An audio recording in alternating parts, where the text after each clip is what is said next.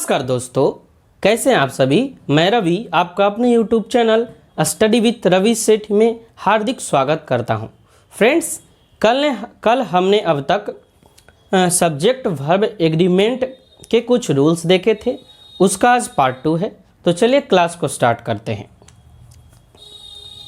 तो आज का रूल है, यदि दो subject as well as, rather than, no less than, as much as, with, along with, together with and not, like, except, in addition to, accompanied by से यदि जुड़ा रहता है तो वर्ब जो है वो सब्जेक्ट फर्स्ट के अनुसार आता है।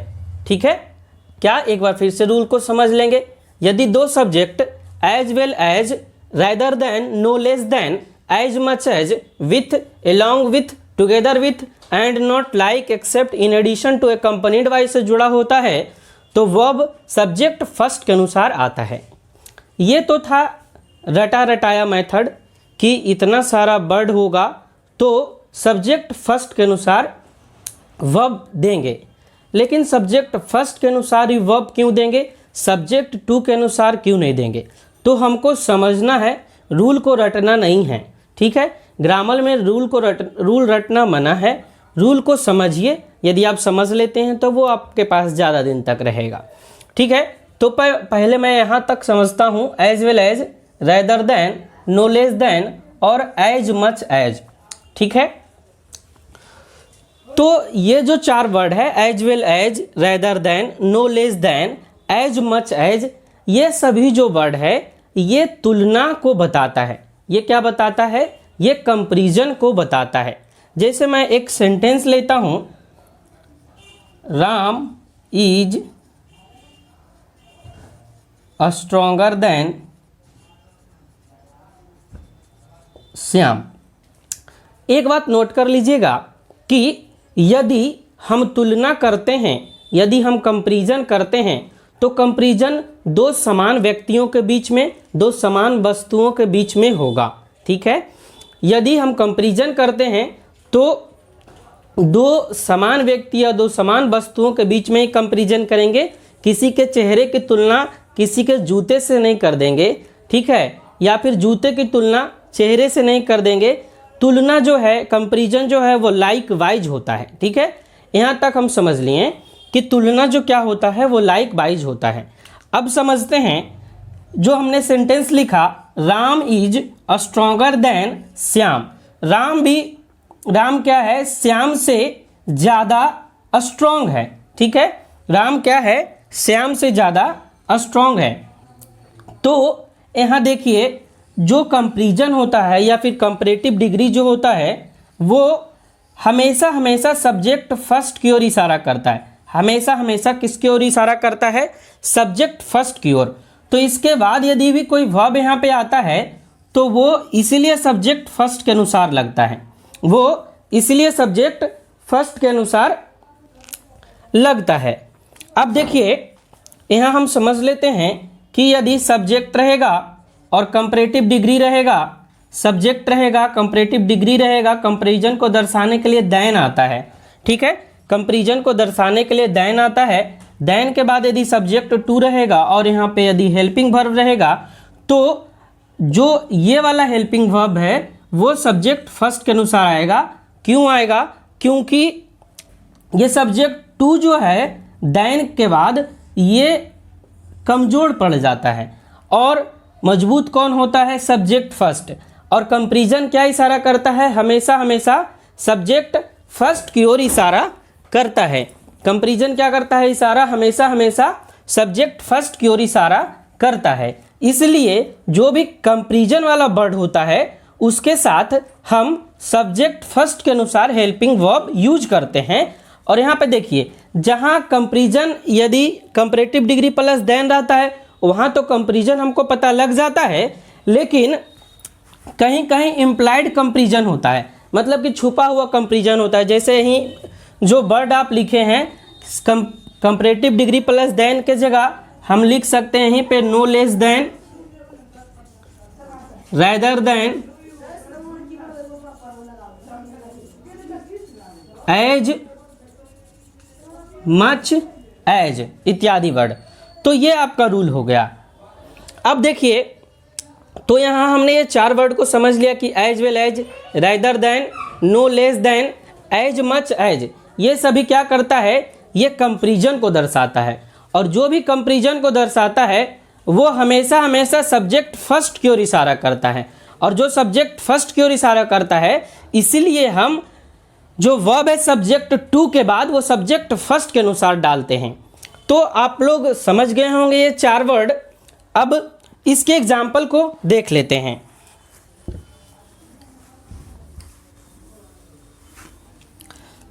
देखिए एग्जाम्पल है, she no less than I am sincere. अब देखिए हमने आपको बताया क्या कि नो लेस देन जो होता है वो कंपैरिजन दर्शाता है, ठीक है, और नो लेस देन जो है कंपैरिजन दर्शाता है। और यहाँ देखिए सब्जेक्ट फर्स्ट है और यहाँ सब्जेक्ट सेकेंड है, और कंपैरिजन देखिए सेम हो रहा है, यहाँ भी प्रोनाउन है और यहाँ भी प्रोनाउन है। तो कंपैरिजन तो सही है, कंपैरिजन सही हो रहा है, लेकिन सब्जेक्ट टू के बाद जो वर्ब आया है एम, वो सब्जेक्ट फर्स्ट के अनुसार होना चाहिए। क्यों? क्योंकि कंपैरिजन हमेशा हमेशा सब्जेक्ट फर्स्ट की ओर इशारा करता है। तो यहाँ आप देख रहे हैं सब्जेक्ट फर्स्ट क्या है, सब्जेक्ट फर्स्ट सी है, इसीलिए यहाँ पर हेल्पिंग वर्ब जो है या मेन वर्ब ई जाना चाहिए। क्यों? क्योंकि कंपैरिजन जो है वो हमेशा हमेशा सब्जेक्ट फर्स्ट की ओर इशारा करता है, इसलिए हम सब्जेक्ट फर्स्ट के अनुसार यहाँ हेल्पिंग वर्ब यूज कर लिए, तब जाके हमारा ये सेंटेंस क्या हो गया, सही हो गया। दूसरा एग्जाम्पल देखते हैं, you as much as she is aware of the fact. अब देखिए कंपैरिजन यहाँ सेम हो रहा है कि नहीं, ये भी पहले देखते हैं। यहाँ सब्जेक्ट फर्स्ट है, यहाँ सब्जेक्ट सेकेंड है। अब देखिए कि सब्जेक्ट फर्स्ट है, सब्जेक्ट सेकेंड है, कंपैरिजन दोनों प्रोनाउन है, कंपैरिजन तो सेम हो रहा है।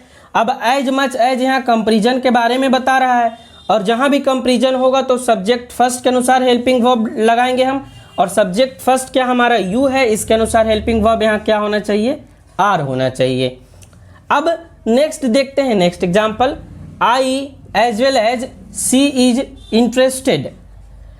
देखिए यहाँ भी कंपैरिजन लाइकवाइज हो रहा है, यहाँ प्रोनाउन है, यहाँ भी प्रोनाउन है, दोनों सब्जेक्ट है।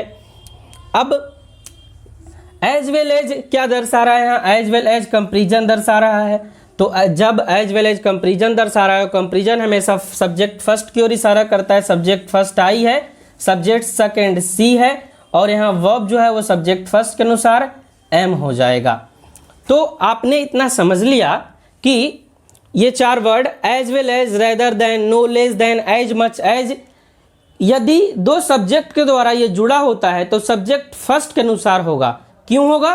क्योंकि ये जितना वर्ड है ये कंपैरिजन को दर्शाता है, और जो कंपैरिजन है वो सब्जेक्ट फर्स्ट की ओर हमेशा इशारा करता है, इसलिए हमने इन वर्ड के बाद सब्जेक्ट फर्स्ट के अनुसार वर्ब लगाया।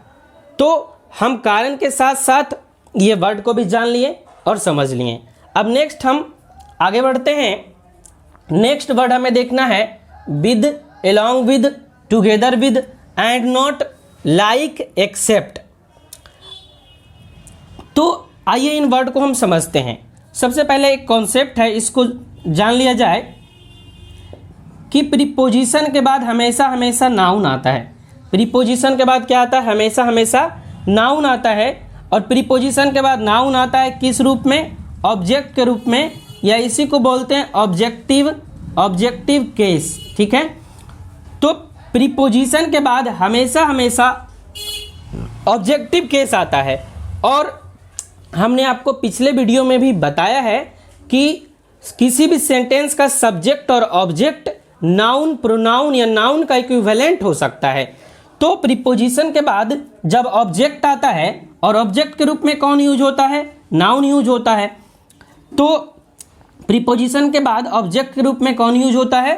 नाउन यूज होता है। या तो फिर ऑब्जेक्टिव केस आएगा, नाउन का तो केस नहीं होता है, केस प्रोनाउन का होता है। तो यहाँ पर प्रोनाउन का ऑब्जेक्टिव केस आ सकता है, जैसे मी, देम, आवर, ये सभी। तो आपने समझ लिया होगा कि प्रीपोजिशन के बाद ऑब्जेक्टिव केस आता है, या तो ऑब्जेक्ट आता है, और प्रीपोजिशन के बाद जो भी नाउन आएगा वो भी ऑब्जेक्ट के रूप में ही रहेगा। तो इतना समझ लिए आप। अब उन वर्ड को देखते हैं। तो जो भी वर्ड है with, along with, together with, and not, like, except, ये सभी क्या है? ये प्रीपोजिशनल वर्ड है। ये सभी क्या है? प्रीपोजिशनल वर्ड है। जिस भी वर्ड के अंत में एक भी प्रीपोजिशन लगा हुआ यदि होगा वो सारा प्रीपोजिशनल वर्ड होता है। और आपको यहाँ समझने में थोड़ा सा इसमें दिक्कत हो रहा हो कि एक्सेप्ट और लाइक कैसे प्रीपोजिशन है, तो आइए इसको भी समझा देते हैं। लाइक जब वर्ब में होता है तो इसका मतलब होता है पसंद करना। लाइक जब वर्ब में होता है तो इसका मतलब क्या होता है? पसंद करना। लेकिन एक वर्ड जो होता है वो उसका एक ही रूप नहीं होता है। वर्ब में कुछ और मतलब होता है, एडजेक्टिव में कुछ और मतलब इसका होता है, एडवर्ब में कुछ और मतलब होता है। इसी तरह से प्रीपोजिशन में लाइक का मतलब होता है के समान। प्रीपोजिशन में लाइक का मतलब क्या होता है? के समान। उसी तरह जो वर्ड आपका है एक्सेप्ट, इसका मतलब को छोड़कर होता है प्रीपोजिशन में।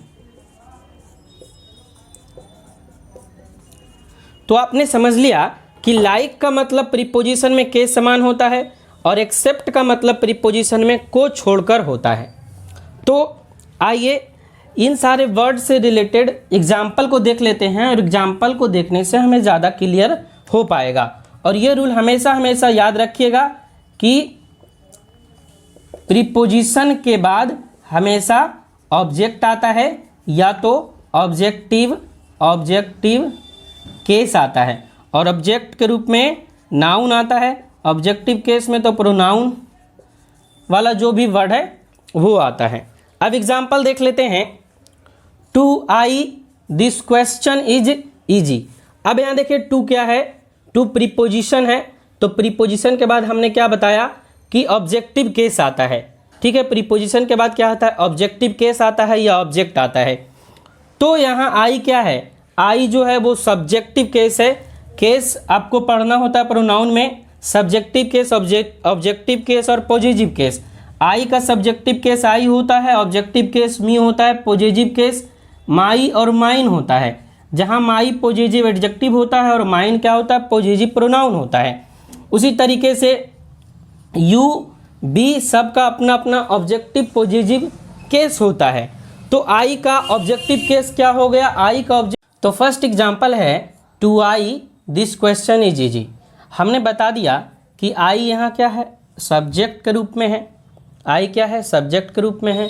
और प्रीपोजिशन के बाद क्या यूज होता है? ऑब्जेक्ट होता है यूज या ऑब्जेक्टिव केस होता है। तो आई का ऑब्जेक्टिव केस क्या होता है?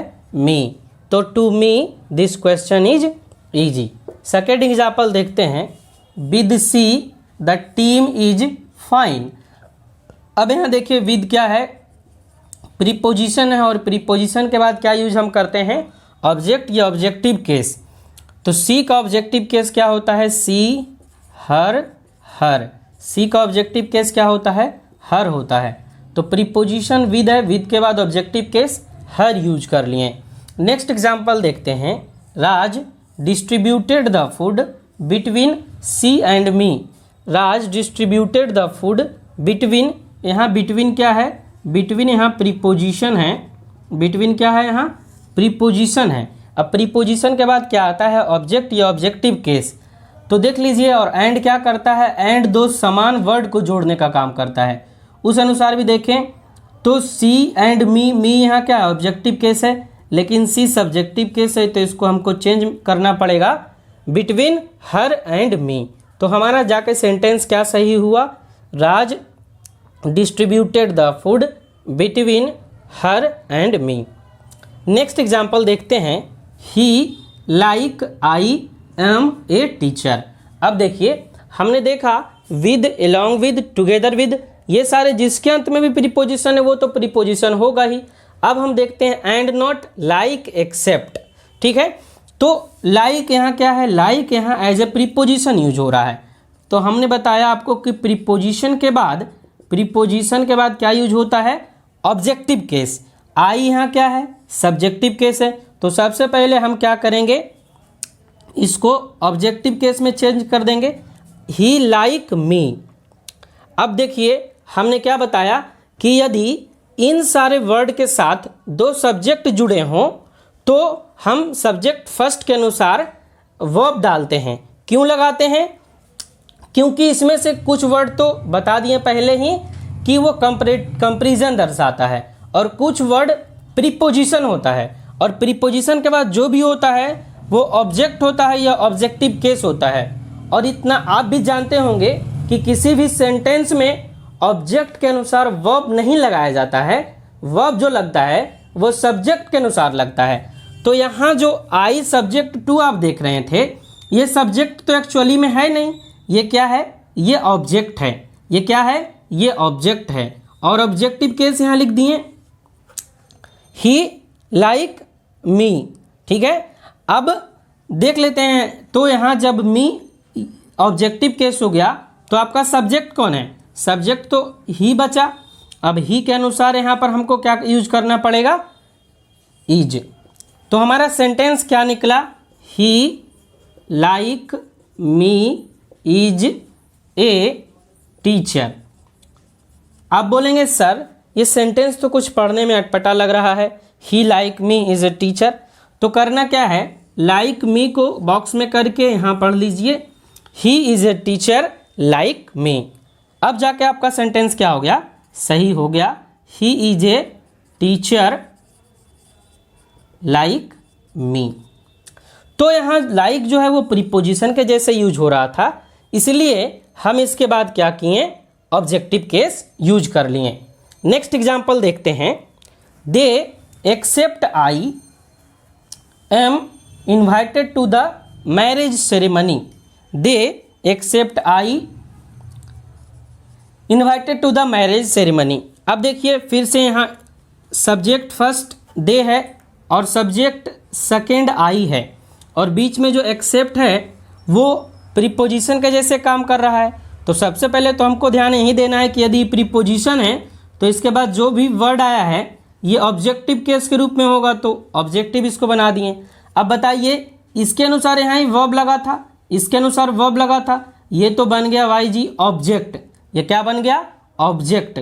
अब ऑब्जेक्ट बन गया तो ये वर्ब रहेगा नहीं, क्योंकि ऑब्जेक्ट के अनुसार हम वर्ब का यूज नहीं करते हैं, यूज हम वर्ब का करते हैं सब्जेक्ट के अनुसार। और हमारा सब्जेक्ट कौन है? सब्जेक्ट दे है, और दे के अनुसार क्या यूज हो जाएगा यहाँ? आर। अब देखिए ये भी सेंटेंस क्या बना? They except me are invited to the marriage ceremony. ठीक है, अब क्या करेंगे? यहाँ फिर वही करेंगे, एक्सेप्ट मी को इनबॉक्स कर लेंगे और लास्ट में पढ़ लेंगे, they are invited to the marriage ceremony except me. Next example देखते हैं। नेक्स्ट एग्जाम्पल देखते हैं, you but he is going there. अब देखिए यू यहाँ क्या है? सब्जेक्ट फर्स्ट है, बट क्या है? बट प्रीपोजिशन है, और सब्जेक्ट सेकेंड यहाँ कौन है? सब्जेक्ट सेकेंड ही है, बट क्या है? बट प्रीपोजिशन है, और हमने बताया कि प्रीपोजिशन के बाद ऑब्जेक्ट या ऑब्जेक्टिव केस आता है, तो ही तो सब्जेक्टिव केस है, इसको हमको क्या करना पड़ेगा? ऑब्जेक्टिव केस में बदल देना पड़ेगा। ही का सब्जेक्टिव केस ही, ऑब्जेक्टिव केस हिम, और पॉजिटिव केस हिज होता है। ठीक है, तो हमको ही को क्या करना पड़ेगा? हिम में बदल देना पड़ेगा, क्योंकि प्रीपोजिशन के बाद क्या यूज होता है? ऑब्जेक्टिव केस यूज होता है। अब देखिए जब प्रीपोजिशन के बाद ये ऑब्जेक्टिव केस हो गया तो यहाँ वर्ब किसके अनुसार होगा? ये तो ऑब्जेक्ट हो गया, और वर्ब सब्जेक्ट के अनुसार होगा, और सब्जेक्ट है कौन? सब्जेक्ट यहाँ यू है। यहाँ ही क्या हो गया? ही का ऑब्जेक्टिव केस हिम, ये तो ऑब्जेक्ट हो गया, और हमारा सब्जेक्ट कौन है? यू। यू के अनुसार हम क्या करेंगे? यहाँ वर्ब लगा देंगे, तो यू आर। इसका सही क्या हो गया? You but him are going there. तो समझ गए होंगे आप। नेक्स्ट एग्जाम्पल देखते हैं, she and not I have made a mistake. अब देखिए हमने आपको बताया कि एंड नॉट जब एक साथ आता है तो क्या होता है? प्रीपोजिशन, और यहाँ सब्जेक्ट फर्स्ट है सी और सब्जेक्ट सेकेंड क्या है, आई है। लेकिन आई जो यहाँ है प्रीपोजिशन के बाद ही क्या बन जाएगा, ऑब्जेक्ट। ये प्रीपोजिशन जो है, प्रीपोजिशन के बाद आई क्या बन जाएगा, ऑब्जेक्ट। तो आई का ऑब्जेक्टिव केस क्या होता है, मी। तो यहाँ जो प्रीपोजिशन के बाद ऑब्जेक्टिव जब बना दिए तो ये ऑब्जेक्टिव केस आई का क्या हो गया, मी। अब इसी के अनुसार यहाँ ये वर्ब देखिए लगा था, तो अब ये तो ऑब्जेक्ट बन गया। अब इसका सब्जेक्ट कहाँ है, तो सब्जेक्ट सी है, सब्जेक्ट क्या है, सी। और सी के अनुसार वर्ब क्या लगा देंगे हम, सी के अनुसार वर्ब लगा देंगे हैज।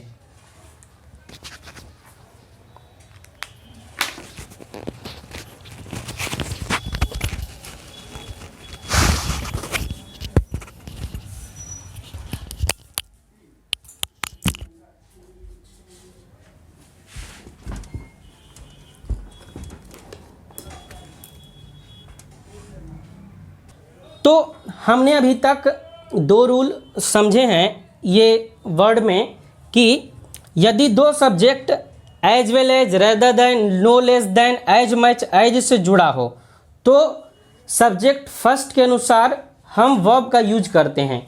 क्यों करते हैं, क्योंकि as well as, rather than, no less than, as much as वो क्या करता है, वो कंपैरिजन को दर्शाता है और कंपैरिजन हमेशा हमेशा सब्जेक्ट फर्स्ट की ओर इशारा करता है। इसलिए हम इन सारे वर्ड के बाद क्या यूज करते हैं, सब्जेक्ट फर्स्ट के अनुसार वर्ब यूज करते हैं। दूसरा रूल हमने इसी में समझा कि with, along with, together with, and not, like, except, in addition to, ये सभी क्या है, ये सभी प्रीपोजिशनल वर्ड है या तो फिर प्रीपोजिशन है। और प्रीपोजिशन के बाद हम ऑब्जेक्टिव केस या ऑब्जेक्ट का यूज करते हैं। यदि हम प्रीपोजिशन के बाद ऑब्जेक्ट का यूज करते हैं तो प्रीपोजिशन के बाद जो भी वर्ड आएगा, जो नाउन हो या फिर प्रोनाउन हो, वो ऑब्जेक्ट होगा। और किसी भी सेंटेंस में हम ऑब्जेक्ट के अनुसार वर्ब का यूज नहीं करते हैं, वर्ब का यूज करते हैं सब्जेक्ट के अनुसार। तो जो सेकेंड वाला सब्जेक्ट है वो क्या है, वो असली में ऑब्जेक्ट है और सब्जेक्ट फर्स्ट जो है वो क्या है, असली में सब्जेक्ट है। इसलिए हम सब्जेक्ट फर्स्ट के अनुसार वर्ब का चयन करते हैं। नेक्स्ट रूल देखते हैं। नेक्स्ट जो आप देख रहे हैं एकम्पनीड बाई, तो वर्ब का तीसरे फॉर्म के साथ यदि हम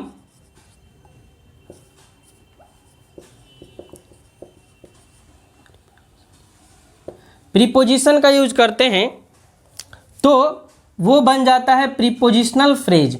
वो क्या बन जाता है, प्रीपोजिशनल फ्रेज। तो हम जिस तरीके से प्रीपोजिशन के साथ जो रूल अप्लाई करते हैं वही रूल हम अप्लाई करते हैं प्रीपोजिशनल फ्रेज के साथ। तो अब उसका भी एग्जांपल देख लेते हैं। Raj assisted by his friend have taken decision. अब देख लीजिए असिस्टेड बाई क्या है, यहाँ प्रीपोजिशनल फ्रेज है। असिस्टेड बाई क्या है, प्रीपोजिशनल फ्रेज है।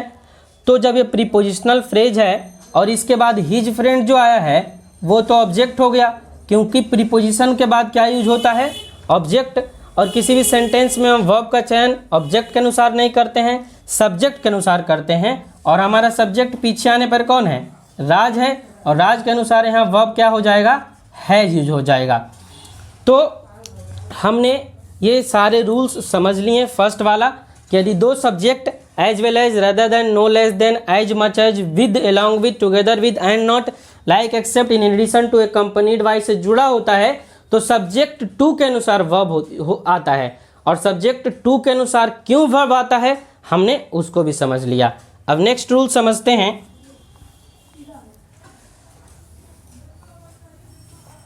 नेक्स्ट रूल है यदि दो सब्जेक्ट प्रीपोजिशन ऑफ के द्वारा जुड़ा हो तो वर्ब सब्जेक्ट फर्स्ट के अनुसार आता है। यदि दो सब्जेक्ट प्रीपोजिशन ऑफ के द्वारा जुड़ा हो तो सब्जेक्ट फर्स्ट के अनुसार वर्ब आता है। यहाँ थोड़ा सा समझ लेते हैं। नाउन वन प्लस और प्लस नाउन टू, तो यहाँ पर भी जो वर्ब आएगा वो सब्जेक्ट फर्स्ट के अनुसार आएगा।